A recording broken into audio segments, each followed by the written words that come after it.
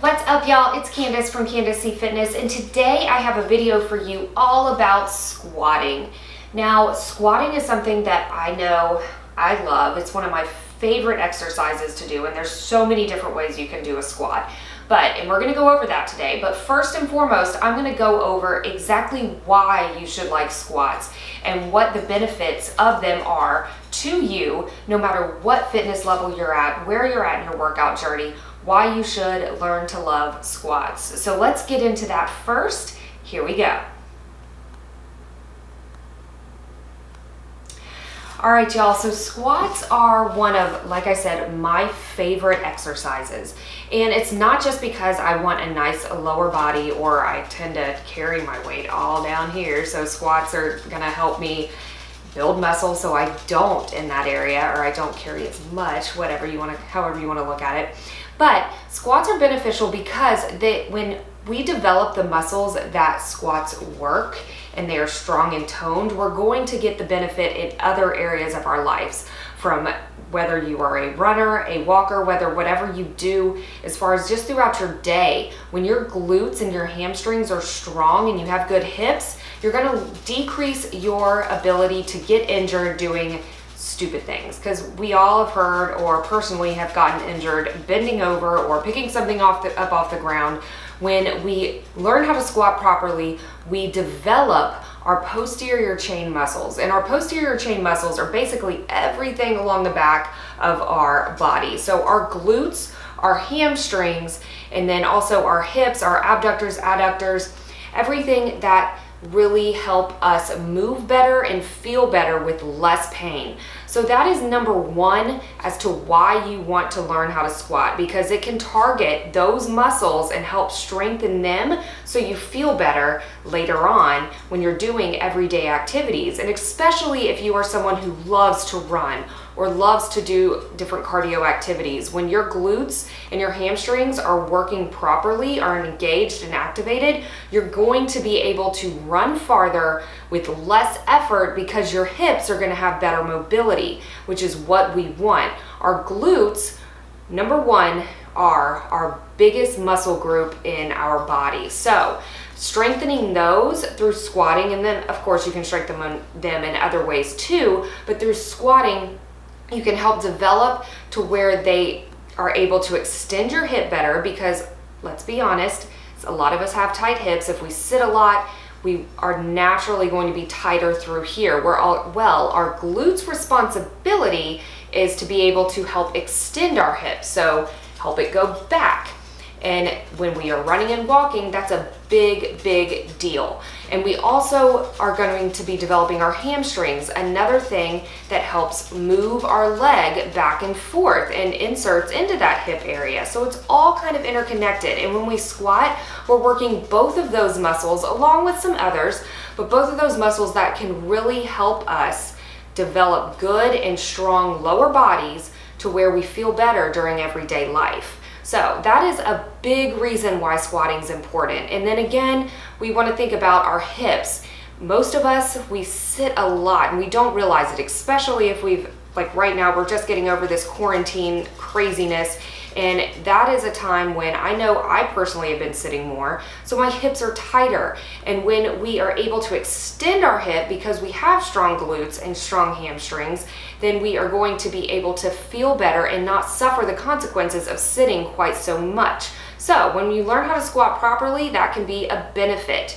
You also will develop strong quadriceps, which is the front of our legs, because you do flex your hip when you squat, as well as working your adductors and your abductors, which are what move our hips, are able to move our legs in and out. So those muscles externally rotate our hip and internally rotate our hip. So our legs move in and out.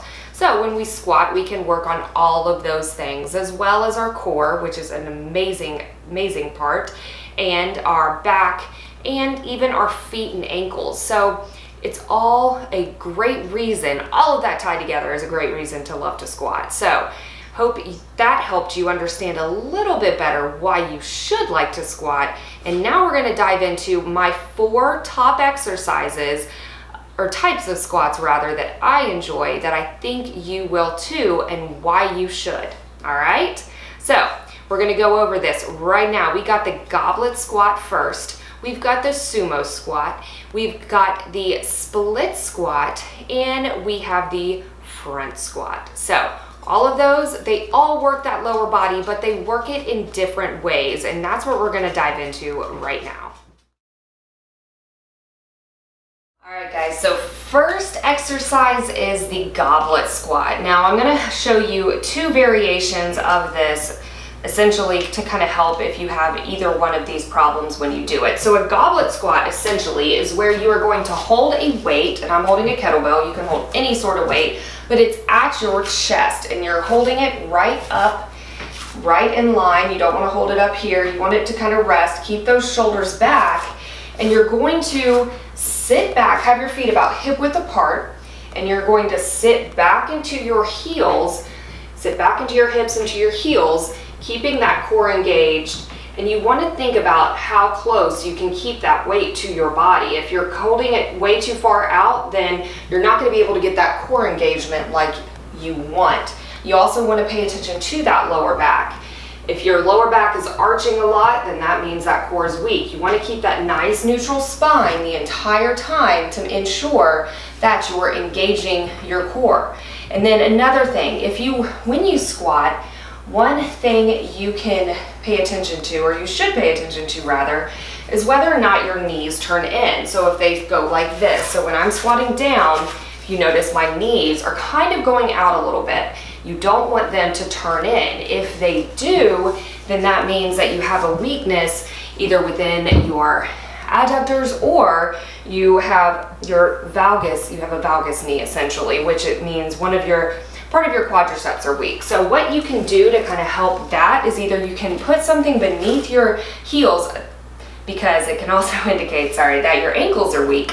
So if that is the case, if your ankles are coming up off the ground, then you will know that you need to work on some ankle stability and mobility. So you can place something under your heels if you'd like, and then to work on those knees turning in, you can simply place a band either over your knees or directly under them. You don't want to put it directly on top of your knee. And you're going to, when you squat down, so just imagine I'm holding the weight, you're going to press against the band just a little bit, and that's going to fire your glutes up even more. And then it's also going to help you naturally want to turn out, because with this band on, you're not going to be able to turn in, or that band's going to fall. So if you do that, that's going to help strengthen all of your lower body and help with that internal rotation of your knee. So those are goblet squats, and they really are great because they engage the core, they work the entire posterior chain,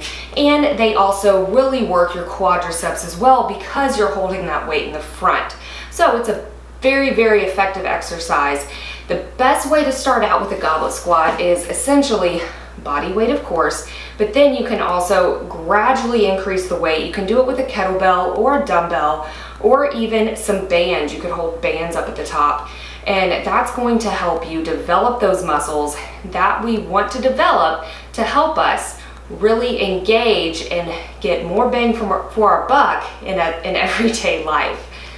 Can't talk today, but in everyday life. So those are goblet squats. Try them out. Aim to do about 12 to 15, and then as you get stronger, you can increase that weight, decrease those reps, and work on that strength. So you gotta progress, remember that.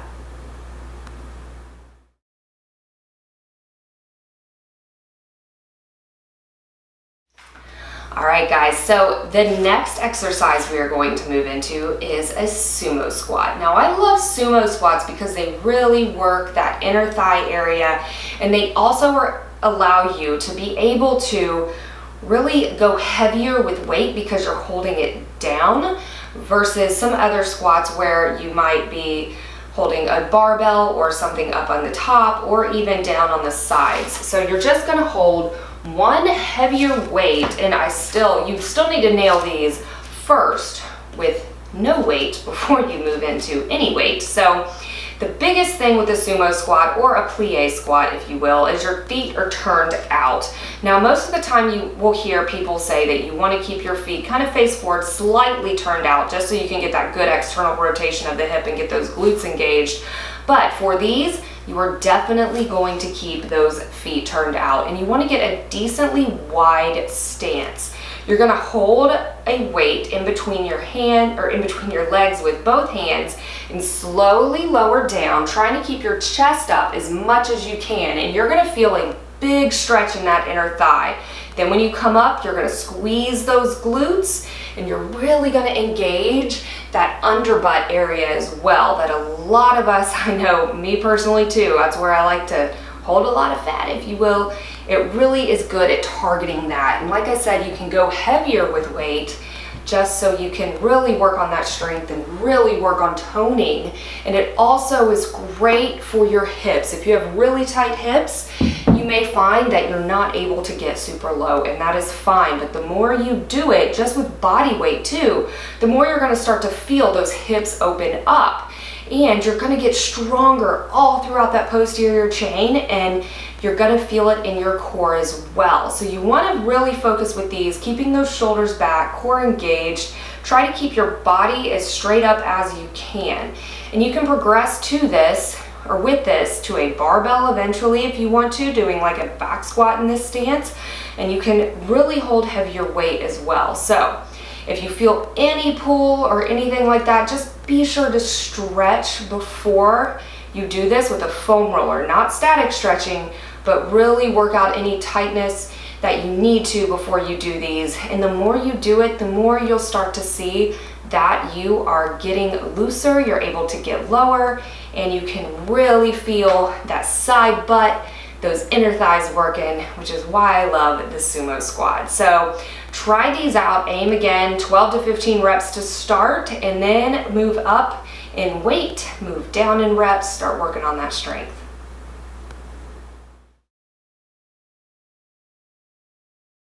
All right, guys, number 3 is split squats. Now, I love a split squat mainly because, well, probably because they are really good at isolating our glutes, and they also work on stability and our balance. And so we'll really be able to tell if we're tight on one side, if our ankle mobility is off on one side versus the other, and also how well we can engage each glute. So doing isolateral movements, meaning one leg at a time movements, are really great because you can feel exactly one side versus the other, and you can kind of tell where those imbalances lay. So you may know after doing these that, oh, my glute on my left side doesn't feel as strong as my glute on my right, so I should probably work on stretching a little more, really being able to deactivate, if you will, the overactive quads that you may have from sitting, because our quadriceps tend to be overactive. We tend to lead with our knees a lot, and when we sit and we have tight hips, it's gonna pull on those quads before it pulls on our backside and our glutes and hamstrings. So we'll know that we want to really stretch those out, work on that, and then hopefully we'll start to see a difference in engaging both sides the same. So split squats, what the heck are they? So I'm going to show you body weight first, and essentially with a split squat, all you want to do is find something, and I'm using this chair. I would probably recommend using a box or even your couch or a lower chair, if you will, but I'm just going to use this because it's here. So I'm propping my back foot up on the chair behind me, and I'm putting no weight on it. So all my weight essentially is in that front leg, and I'm going to make sure my hips stay as square as they can, and I am going to not fall.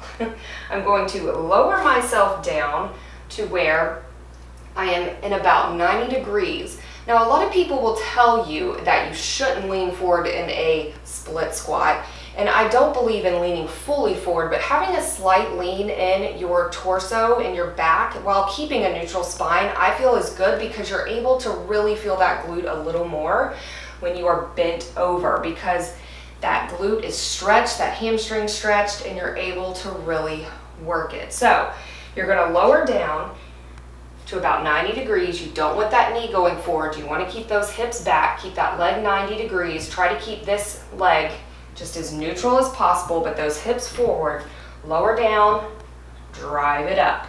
And you'll also start to feel probably a stretch through that front of that opposite leg and then that hip, And that is a good thing. That's another reason why I really like these, because you're getting a stretch and a activation strength workout on the other side. You're working one muscle, stretching another. So it's a great way to really engage and work on isolating your glutes and your hamstrings.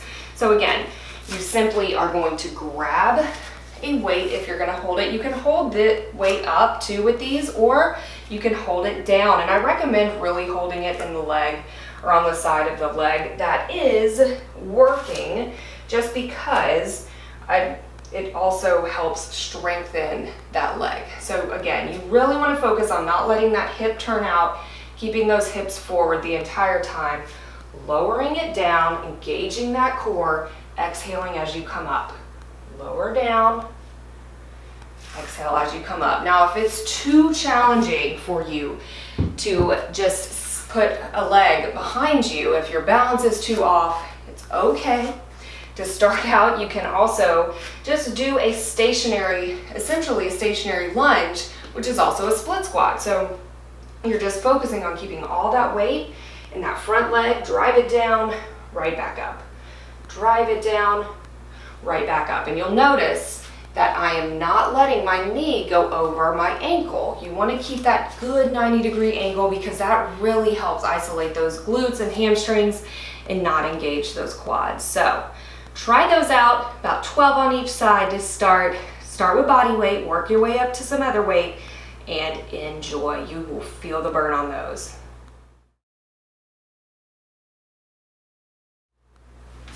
All right, y'all, number 4 is a good old front squat.